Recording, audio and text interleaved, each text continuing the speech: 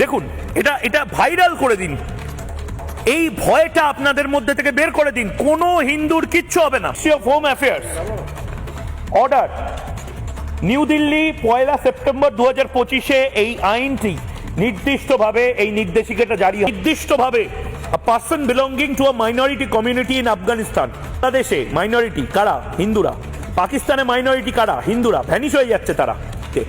আমি হয়তো ভুলও বলতে পারি, কিন্তু একদম খাতায় কলমে লেখা আছে, হিন্দু, শিখ, বুদ্ধিস্ট, জৈন, পার্সি, খ্রিস্টান যারা compel to seek shelter in India due to religious persecution, অর্থাৎ ধর্মীয় কারণে যারা বাধ্য হয়ে এপার বাংলায় বা ভারতে পালিয়ে এসেছেন, তারা 31 ডিসেম্বর 2024 আগে অবধি যারা চলে এসেছেন without valid document including passport আর আদার ট্রাভেল ডকুমেন্ট তারা থাকতে পারবেন, এবং উইথ ডকুমেন্ট ইনক্লুডিং পাসপোর্ট কিন্তু ভিসা এক্সপায়ার করে গেছে তারাও থাকতে পারবেন নির্দিষ্টভাবে। এই লাইনটা খুব গুরুত্বপূর্ণ।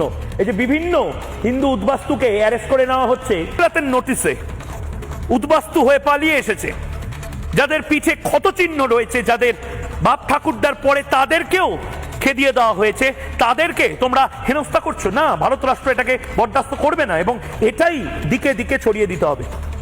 আবার বলছি,